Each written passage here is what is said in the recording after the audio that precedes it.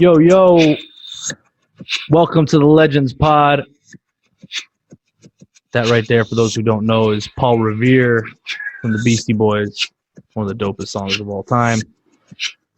So this segment is the Blitz. For those who don't know, this is where I jump on and blitz through Twitter. I'm going to try to keep everyone up to speed with what's going on. Some current events, some sports, some entertainment, some business. I try to do one or two of these a week. Like I said, just keep everyone up to speed. Appreciate everyone for listening. Hope you guys enjoy.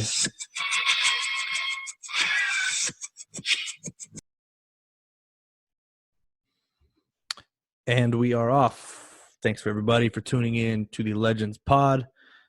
We're going to get this blitz in really quick.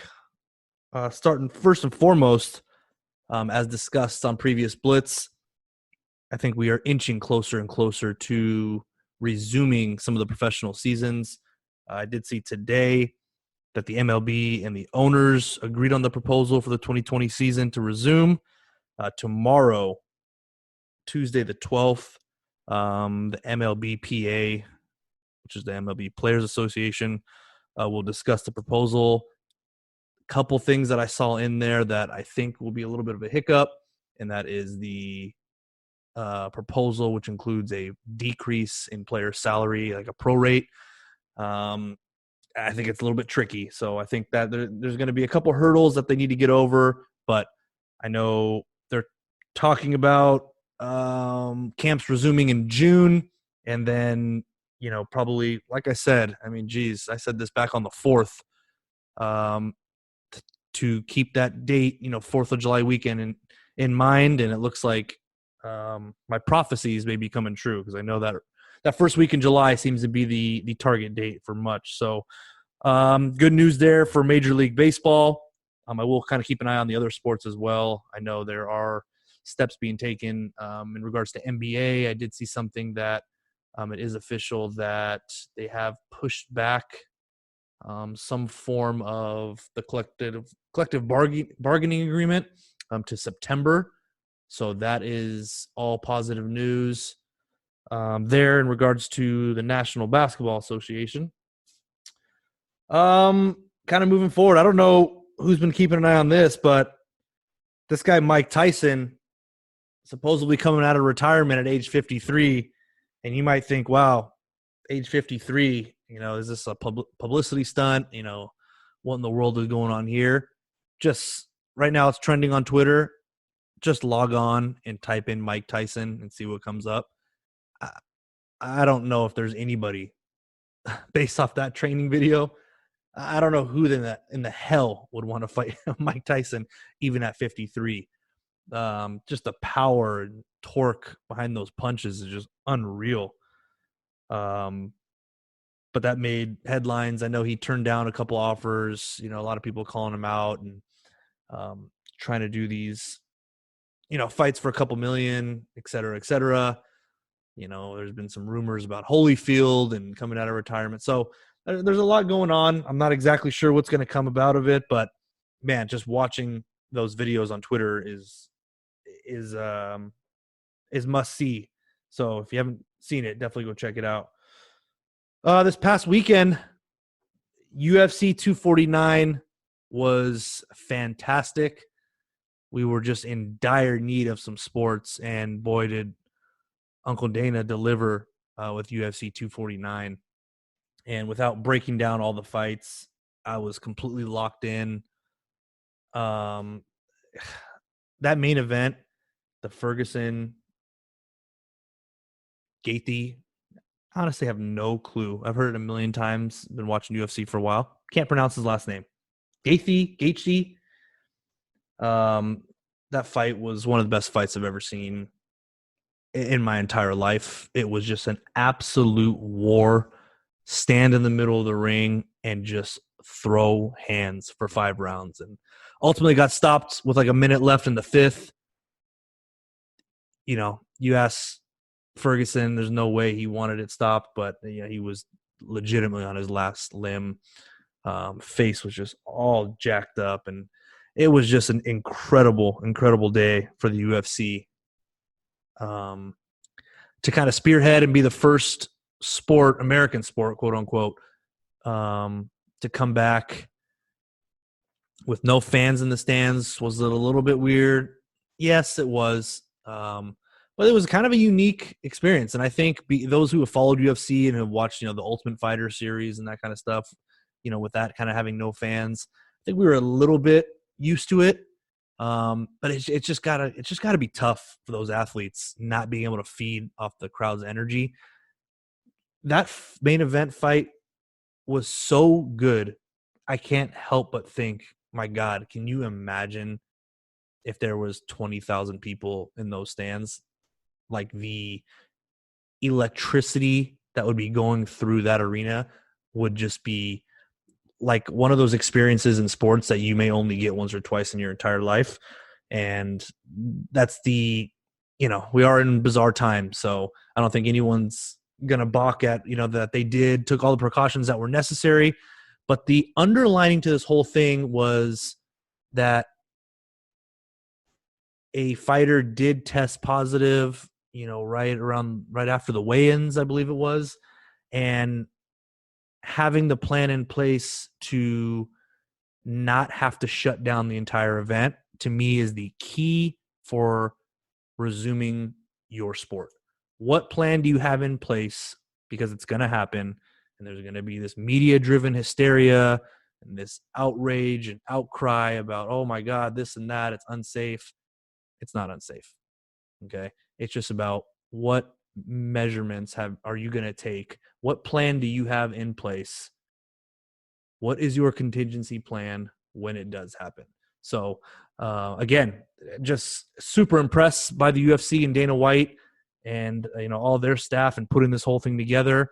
Listening to DC and Rogan commentate, it was fantastic. All the fights, it was such a monster card all the way down to the prelims. There were just so many good fights. So we have like 3 different UFC fights in I think the next 4 or 5 days or a week. So I'm locked in. UFC, you've got my my undivided attention. So appreciate that there. Let's see what else we got as I blitz through here.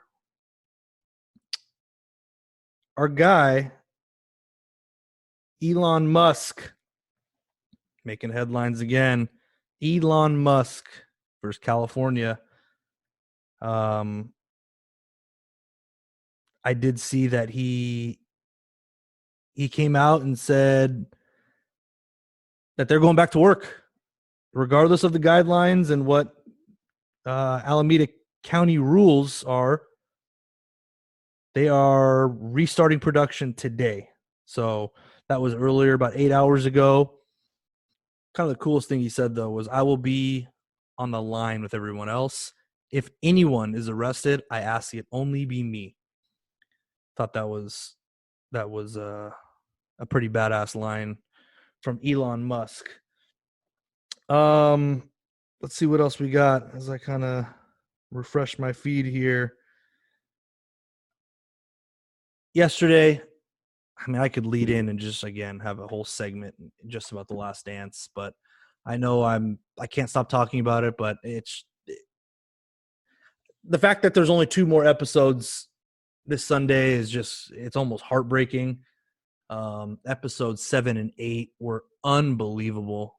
Absolutely unbelievable. Just the raw footage. I know I sound like a broken record, but man, when MJ retired the first time and went to baseball, I seriously, I know the whole story, and I've seen so many different things on it, and I still sit here in awe listening to Terry Francona talk about Michael Jordan and just seeing that pure joy in that footage for Michael Jordan after his father passed away. And it just, I don't know how anybody can watch this and not just be in pure awe. And so, The Last Dance, like I said on segments in the past, one of the best documentaries, if not the best documentary I've ever seen. That is just a major major win. While we're sitting here waiting for sports, for them to come out with that was just pure genius, even though I know they did rush some of the production, but pure genius on the production side to get that out in a time of desperate need.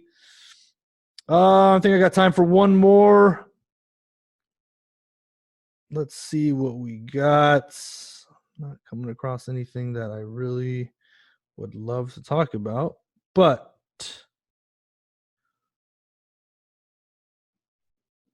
let's see here. 5, 4, 3, 2, 1. I know in the last Blitz I talked about The Last Kingdom. I'm just knocking shows out left and right, guys. Last Kingdom done. It was pretty neat because I had watched The Last Kingdom seasons 1 through 3 right, together. Took months off until season 4 was released. Season 4 is awesome, but in between season 3 and 4, I somehow watched 5 seasons of Vikings, which was on History Channel, and I'm watching it on Amazon Prime. Vikings is badass. Another one of those, intermediate shows. It may not be Ozark, but it's kind of that tier 2. Vikings is badass. So if you like The Last Kingdom, you took my advice and watched The Last Kingdom, you'll like Vikings. Especially during the quarantine time, you can knock out, they're about 45-minute episodes, 40-minute episodes. Oh, it's easy to knock out 3 or 4. Really good show though. So I was on a Norway Viking binge, for the last month, but I'm going to take a break from the Vikings in totality, and I'm going to pick up on another Legends Pod favorite, Bosch. If you guys haven't seen Bosch, again, if you're kind of, everyone's been watching shows, but if you're new to the show scene, go with the A+ shows, go with the Homelands and the Ozarks and, all that kind of stuff like I've talked about before. But once those are done, don't sleep on shows like Bosch. Don't sleep on shows like Bosch. Definitely check it out if you're into kind of those cop, detective kind of mystery shows. This one is fantastic. So I've binged Bosch. I think there are, I want to say I did all 5 seasons originally. I think there's a 6th season that's out now. So I'll start the 6th tonight. But take my advice. Trust me, you will not regret it. I will probably jump on here tomorrow or the next day, so Tuesday or Wednesday, and probably do another Blitz. I'm going back to my hometown now that the golf courses are open here in LA. I'm going to be out in my hometown for a few days. I'm going to play golf with my pops and kind of perfect my game. See how that goes. Like golf's one of those things. You just show up with great intentions and, it's very easy to leave frustrated. But big golf guy over here, so I'm definitely going to be out on the course for the next few days, enjoying a cocktail and a fine cigar. And, yeah, I will keep you guys posted. Appreciate everyone for tuning in. This was the